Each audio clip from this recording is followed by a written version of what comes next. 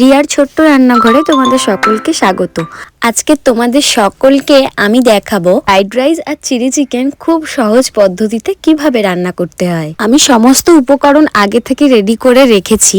প্রথমেই আমার এই ছোট্ট স্টোভটা জ্বালিয়ে নিয়ে তারপরে বসিয়ে দিয়েছি হাঁড়ি। এবারে দেব এর মধ্যে জলটা যতক্ষণ গরম হবে ততক্ষণ আমি চালটা একটু ধুয়ে নিয়ে আর ভিজিয়ে রাখবো। তারপরেই আমি দিয়ে দেব এর মধ্যে গোটা মশলাগুলো, এলাচ, দারুচিনি, লবঙ্গ। রাইসে একটু ফ্লেভারের জন্য এগুলো দিলে বেশ ভালোই হয়। তো জলটা এবার একটু ফুটে গেলেই দিয়ে দেব এর মধ্যে ভিজিয়ে রাখা চালটা। তোমরা যতটা পরিমাণ চাল নেবে তার থেকে একটু বেশি পরিমাণ জলটা দেবে, যাতে চালটা ডুবে থাকে জলের মধ্যে। তো ভাতটা এখন ফুটে গিয়েছে, তো আমি একটু স্টোভটা আস্তে করে দিয়ে ফোটার জন্য অপেক্ষা করব। তো এখন ভাতটা ফুটে যাওয়ার পরেও মনে হলো একটু শক্ত শক্ত রয়েছে ভাতটা, তাই আমি আরেকটু জল দিয়ে আরেকটু ফুটিয়ে নেব।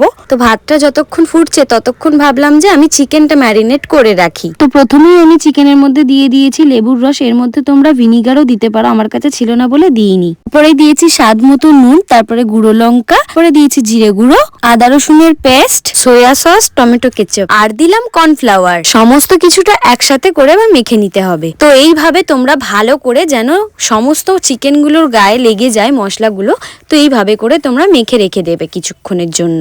তো চিকেন তো ম্যারিনেট করা কমপ্লিট। ততক্ষণ দেখো ভাতটা কিন্তু ফুটে গিয়েছে। তো ভাতটা এবারে আমি নামিয়ে নেব। ভাতটা নামিয়ে নিয়ে আমি বসিয়ে দিয়েছি কড়াইটা। তো কড়াটা একটু গরম হলেই আমি দিয়ে দেবো এর মধ্যে সাদা তেল। ফ্রাইড রাইসের জন্য যেসব ভেজিটেবল গুলো আমাদের দরকার হয় সেগুলো একটু ভেজে নেব। প্রথমেই আমি বিনসটা দিয়ে দিয়েছি। একটু বেশি তেলের মধ্যে দিয়ে ভাজলে তাহলে কালারটা যেমনকার তেমনই থাকে। দেখতেই পাচ্ছ বিনসের যে কাঁচা ভাবটা সেটা কিন্তু নেই। পর গাজরটা ভেজে নেব। আর এই রাইসে দেওয়ার যে সবজিগুলো সেগুলো তোমরা ভাজার সময় অল্প সামান্য করে একটু নুন ছিটিয়ে দেবে, নইলে কিন্তু খাওয়ার সময় গালে পড়লে একদমই ভালো লাগবে না। এরপর ভেজে নিলাম ক্যাপসিকাম। দেখছি তো প্রতিটা সবজি ভাজার সময় আমি একটু সামান্য করে নুন দিয়ে দিয়েছিলাম। তো সমস্ত সবজি ভাজা আমার কমপ্লিট হয়ে গিয়েছে। তো এবার চিকেনটা ভেজে নেব। ম্যারিনেট করা যে চিকেনটা ছিল চিলি চিকেনের জন্য সেটা ভেজে নেব। তেলটা যেহেতু গরমই ছিল তো তাই জন্য সঙ্গে সঙ্গে ওটাও ভেজে নিয়েছি। তো এমনই ব্রাউন ব্রাউন করে তোমরা চিকেনগুলোকে এক এক করে ভেজে নেবে। এইবার শোনো, তোমাদের একটা গল্প শেয়ার করি আমি। যেদিন আমি এই ফ্রাইড রাইস চিলি চিকেনের রেসিপিটা করতে যাই সেদিন আমি ভালো মতো সবকিছু সেট আপ রেডি করে বসে পড়েছিলাম। এবারে ক্যামেরাও অন করে রেখে দিয়েছিলাম। কোনোভাবে একটা সময় আমার একটা ফোন আসে। ফোনটা আসার কারণে আমার ক্যামেরাটা হয়ে যায় অফ। তারপরে আমি আবার নেক্সট দিন চিলি চিকেন ফ্রাই করার ভিডিওটা আবার বানাই। তো চিলি চিকেন গ্রেভি রেডি করার যে ভিডিওটা সেটা তোমরা দেখলেই বুঝতে পারবে, সেটা আসছে কিছুক্ষণ পরেই। তো তোমাদের সঙ্গে গল্প করতে করতে আমি ভাতটা ঝাড়িয়ে রেডি করে রেখেছি। এবারে করব ফ্রাই। তো প্রথমেই আমি একটু ঘি আর তেল মিশিয়ে নিয়েছিলাম। কাজু কিশমিশটা ফ্রাই করে রেখেছিলাম, তারপরেই দিয়ে দিয়েছিলাম সমস্ত কিছুটা একসাথে। তারপরে এর মধ্যে অ্যাড করেছিলাম গোলমরিচের গুঁড়ো, নুন স্বাদ মতো দিয়ে ভালো করে ফ্রাই করে নামিয়ে নিলাম। তো ভাতটা রেডি করার পরেই আমি বানিয়ে নেব চিকেনের গ্রেভিটা।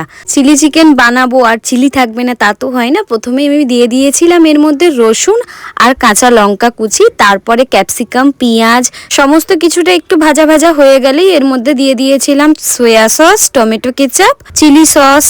এটা বানাতে তোমাদের নুনটা কিন্তু খুব আন্দাজ করে দিতে হবে, কারণ সমস্ত সসের মধ্যেই নুন অ্যাড করা থাকে, তাই নুনটা তোমরা দেখে নিয়ে তারপরেই দেবে। এরপরে দিয়ে দিয়েছিলাম কর্নফ্লাওয়ার। তারপরেই ভালো করে ফুটিয়ে নিয়ে ঝোলটা একটু গাঢ় গাঢ় হয়ে গেলেই নামিয়ে নেব। তো এইভাবেই আমি ফ্রাইড রাইস আর চিলি চিকেনের রেসিপিটা বানিয়ে নিলাম খুবই সহজ পদ্ধতিতে। তো তোমাদের এই রেসিপিটা কেমন লাগলো আর তোমরা কারা ফ্রাইড রাইস আর চিলি চিকেন খেতে ভালোবাসো অবশ্যই কমেন্ট করে জানিও।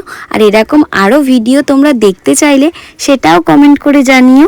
তো আর দেরি কেন, তোমরাও ঝটফট বানিয়ে চটপট করে খেয়ে নাও।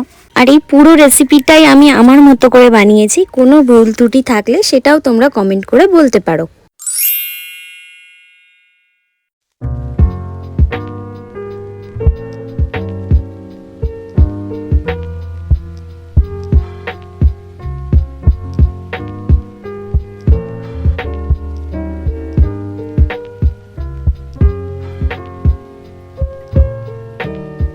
রেসিপি দেখতে চাও কমেন্ট করে জানিও। আর প্লিজ সাপোর্ট করো, লাইক শেয়ার সাবস্ক্রাইব করে দিও।